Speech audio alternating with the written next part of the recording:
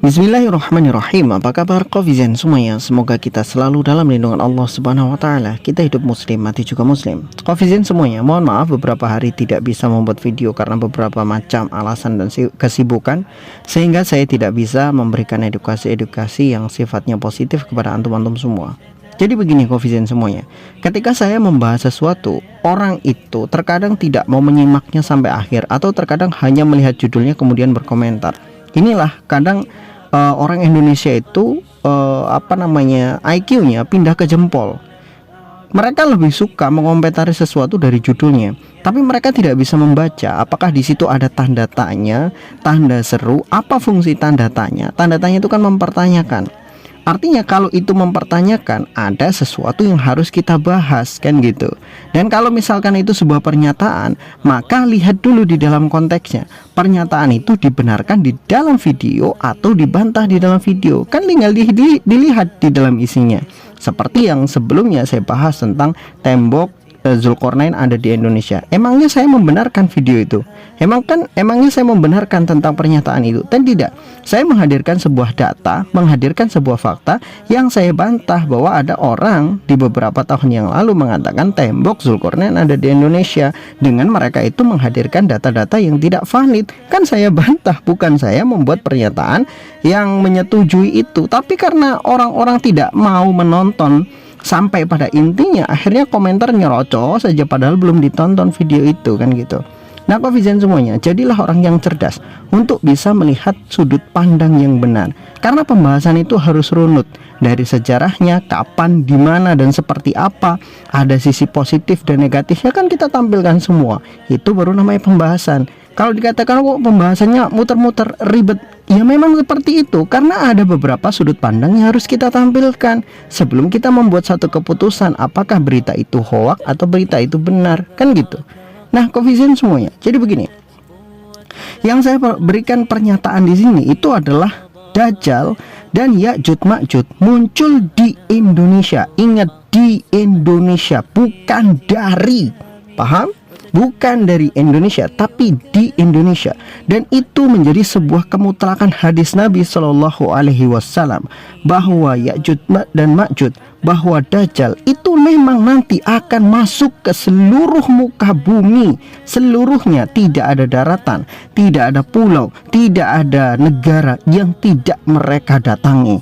Pasti itu jawaban dari Rasulullah Shallallahu Alaihi Wasallam langsung, dan hadis-hadisnya sahih semua.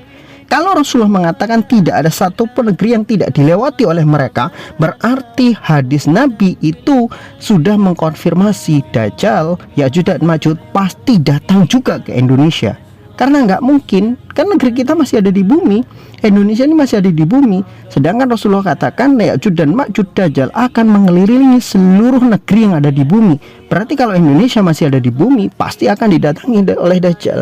Jadi judul yang saya sampaikan adalah Dajjal, Ya'juj dan Ma'juj pasti akan datang di, bukan dari. Ingat itu. Nah Kofizen semuanya, jadi pembahasan ini kenapa? Mengingatkan bahwa kita semua itu harus berlindung dari fitnahnya Dajjal. Perkara kapan Dajjal itu akan muncul, perkara Ya'juj dan Ma'juj itu akan munculnya kapan, itu bukan urusan kita.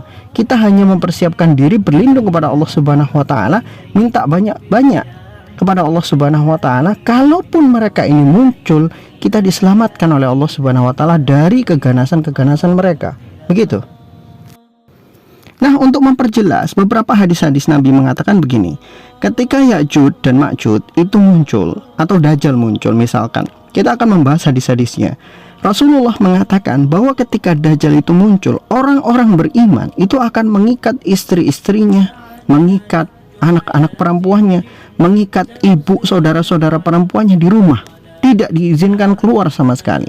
Itu salah satu upaya umat Islam, orang beriman, untuk agar saudara-saudarinya tidak terkena fitnahnya Dajjal. Dan itu adalah hal yang paling efektif, karena Rasulullah mengatakan sesungguhnya orang-orang yang mengikuti Dajjal itu paling banyak dari kalangan wanita. Kenapa begitu? Kita bisa lihat. Mohon maaf kalau saya agak sedikit cocokkan. Mohon maaf sekali lagi. Misalkan begini, ketika ada satu artis yang sangat luar biasa, siapa fans paling fanatik, laki-laki atau perempuan? Maka kita akan mengatakan perempuan adalah fans paling fanatik, baik artis manapun, artis dalam negeri, artis luar negeri, bahkan sesama artis-artis perempuan. Jadi biasanya perempuan tidak hanya fanatik kepada artis laki-laki, bahkan pada artis-artis perempuan pun mereka juga adalah pendukung fanatik. Contoh, ketika kita tampilkan artis-artis dari Korea, artis-artis Korea yang idol-idol yang perempuan, pendukung fanatiknya juga tetap perempuan, bukan laki-laki. Laki-laki itu biasanya bukan pendukung fanatik, tapi biasanya mata laki-laki lebih suka menyukai lekuk tubuhnya atau tampilan-tampilan auratnya. Tidak menutup kemungkinan atau tidak memunafikkan kemungkinan seperti itu. Tapi kalau perempuan mendukung sesama perempuan, itu adalah pendukungan yang sangat fanatik. Beda antara laki-laki dengan perempuan. Sudut pandang mereka mendukung sesuatu, terutama masalah artis, idol, itu biasanya yang dipandang sudutnya berbeda. Kalau perempuan memang karena mereka ngefans sama mereka. Kalau laki-laki biasanya mendukung ngefans itu karena ada hal-hal yang mereka pandang indah dari idol itu, terutama kalau idol perempuan. Jadi mohon maaf kalau ditanya kenapa banyak sekali nanti yang jadi pengikutnya Dajjal adalah perempuan, ya karena memang seperti itu watak wanita. Kalau sudah suka dengan sesuatu, sudah mendukung sesuatu, dia akan fanatik. Itu di mana-mana seperti itu. Termasuk kalau kita lihat ada kampanye, ada ini, ada itu. Biasanya yang paling getol mendukung siapa? Perempuan, bukan laki-laki malahan. Yang paling doyan begini begitu, dukungnya mati-matian siapa? Wanita, sampai nangis-nangis dukungnya. Ketika yang dia dukung kalah, nangis-nangis sampai jadi gila. Ada. Laki-laki ada nggak seperti itu? Nggak akan ada. Ya mungkin calonnya iya, tapi kalau untuk pendukungnya nggak akan ada. Kenapa begitu? Karena fanatisme seorang perempuan itu sangat luar biasa terhadap sesuatu yang dia dukung. Nah makanya ketika Dajjal muncul, wanita-wanita ini dikhawatirkan oleh Rasulullah mengikuti jejaknya Dajjal, mengikuti fitnahnya Dajjal. Orang-orang beriman mengikat istri-istrinya, anak perempuannya, saudari-saudarinya, ibunya, neneknya di dalam rumah supaya tidak mengikuti Dajjal. Nah, koefisien semuanya. Kemudian kalau kita melihat lagi di dalam hadis yang lain, Rasulullah menyampaikan bahwa ketika Ya'juj dan Ma'juj itu menguasai seluruh bumi, tidak terkecuali kalau Dajjal hanya ada dua tempat yang tidak bisa dia datangi, yaitu Mekah dan Madinah. Tapi kalau Ya'juj dan Ma'juj, Mekah dan Madinah itu tidak ada artinya bagi mereka. Tetap akan digasak, tetap akan dimasuki. Kalau Dajjal nggak bisa masuk Mekah dan Madinah, Ya'juj dan Ma'juj bisa.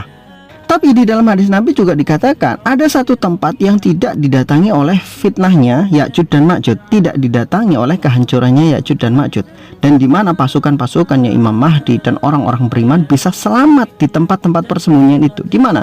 Di atas-atas gunung, di atas-atas tempat yang tinggi, di atas-atas bukit yang tinggi.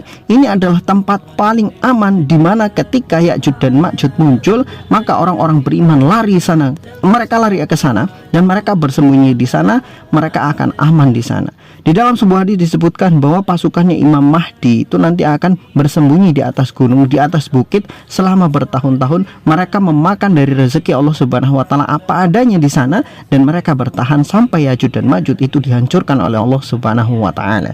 Maka koefisien semuanya, ilmu-ilmu yang perlu kita pelajari di sini adalah supaya kalau nanti andai kata Ya'juj dan Ma'juj ataupun Dajjal itu muncul di saat kita saat ini masih hidup, kita tahu apa yang harus kita lakukan.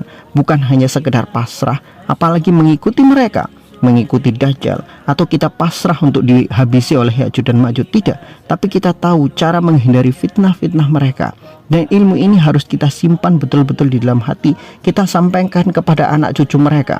Kalaupun nanti kita sudah meninggal dan anak cucu kita yang mendapati fitnah Dajjal, fitnah Ya'juj dan Ma'juj, mereka juga tahu apa yang harus mereka lakukan ketika mereka muncul. Itu yang bisa saya sampaikan. Wallahu a'lam bishawab. Semoga bermanfaat.